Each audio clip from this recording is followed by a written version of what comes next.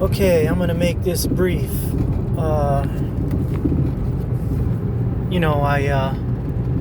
let's just say I traveled into the future and Trump was president for another 4 years.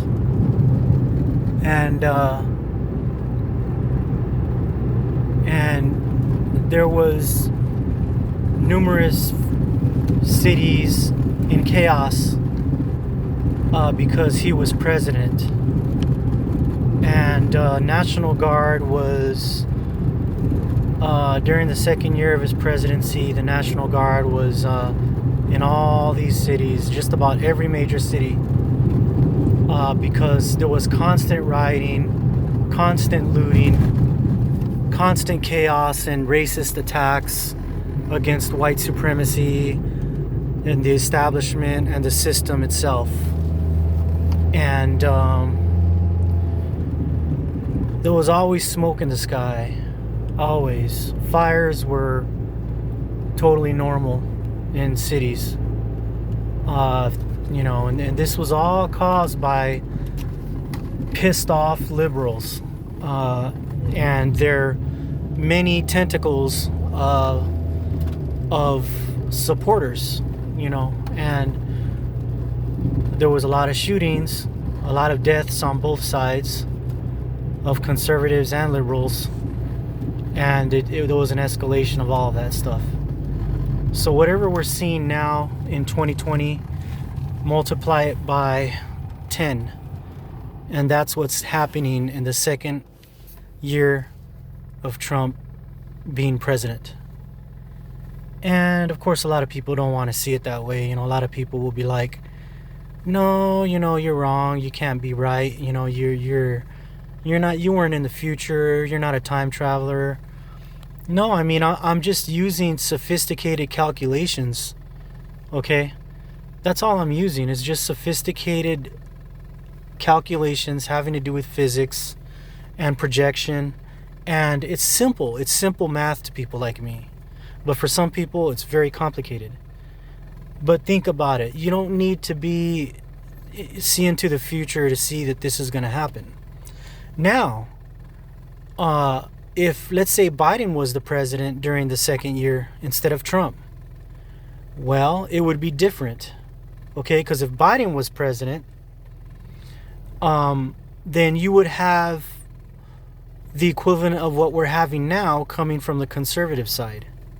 So it's not going to be, it wouldn't be that much chaos, because the people who were going for Trump, because they lost, all right, they lost that election. Yeah, they're going to be angry, but it's going to be there's going to be a lot less chaos and attacks, because a lot of them are, they believe in, what's in the Bible and all that. And so they're not going to be as violent, but they will stand up for what they believe is right, which is the Second Amendment, and which is, anything that's anti-conservative, And so with this being said, the National Guard and all that, we all know that they don't carry any bullets in those rifles.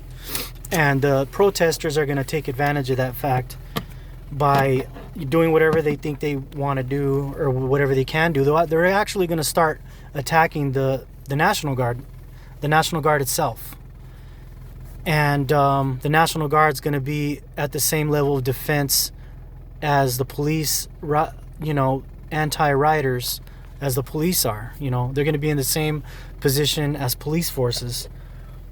And then after 4 years, the new president will be neither Trump, or it won't be Trump or Biden. It will be another person. And when that person becomes president, the military itself will have to be called in on a permanent basis, because during that time, there's going to be permanent chaos in all of the states in the United States. I'm talking crazy chaos. And those are the calculations that I have right now. So go ahead and chew on that. And you know, well, let me go to the first day that Trump became president. Okay, when he became president, there was people freaking out. You know what I'm saying?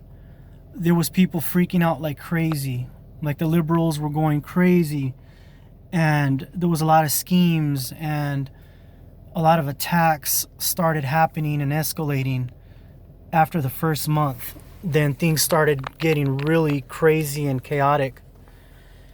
And Trump supporters were happy, they were celebrating, but the enemy was not happy. The enemy, the liberals, the enemy of the Trump supporters, which is the liberals, and what the liberals believe is, is right for them. The attacks started happening. In other words, they were saying, if you see anyone with a red hat or, a MAGA hat or whatever, you attack them. And so that was their mantra. They were going to start doing that. And so the Trump supporters were on the defense, and they were going to do the same thing to the liberals to protect themselves. And so this escalated after Trump became president. All of these people, the liberals, started attacking with a greater fierceness than before, than you ever seen. And they were going to make it a daily practice to antagonize and attack Trump supporters, and and all of that. And so it didn't look good. Okay, from what I saw, it did not look good. Because usually it's let the best person win. You know what I mean? That's what voting's for. If you vote and if Biden becomes president, you know what? It's like, let the best man win. That's what I say. Like, personally, I voted, and I won't say who I voted for because I think it's personal. I think it's private. But whoever wins, you know what I'm saying? That's the president. You know what I'm saying? And so we have to go with whoever wins. You know what I'm saying? Because it basically doesn't matter. They're either the left president, either Biden or Trump, whichever becomes president, they're obligated. They're both obligated, okay, to basically uphold the Constitution. It doesn't matter if they hate the Constitution. They are obligated, and they cannot commit treason against the Constitution. But they could shift the economy. They could make small moves that really hurt middle class workers, lower class workers, and they could, make white collar people even richer than they are before, and they can make them feed off of the lower class. You know what I'm saying? And so there's a lot of abuses that can come with either of these presidents becoming president. They're going to hurt something. They're going to hurt certain classes of people, no matter which president becomes president. But whichever president becomes president, it will depend on, who becomes president, and that will determine who gets hurt. If it's the rich people that get hurt or the lower class people that get hurt, economically. And so that's the major debate. That's the major question. And so, but the thing is like, the attacks, man, the attacks will escalate. That's guaranteed. All right. And there's another potential assassination attempt on Trump. And they're going to try to do that. And so he's going to have to beef up his security, because there are people that are going to not want him in office anymore. And you're not going to see that with Biden. If Biden becomes president, no one's going to try to do that to him. All right. But with Trump, they want Trump out. There's people that want him out. And they're working hard to try to do that, but they're not going to succeed. They're not going to succeed. If they succeed, then let's just put it this way, I think all hell's going to break loose. But right now, that's kind of like up in the air. But I'm saying that that's a possibility. But that's what I see also in my calculations. All right. And during his second year of presidency, Trump's, that's going to be the peak of chaos. And whatever happens after that peak, it will be even worse or it'll get better. And we'll just have to see what happens. But Trump became the president, and in 2021, Trump became president. In 2021, he was the president of the United States, and he had another 4 years.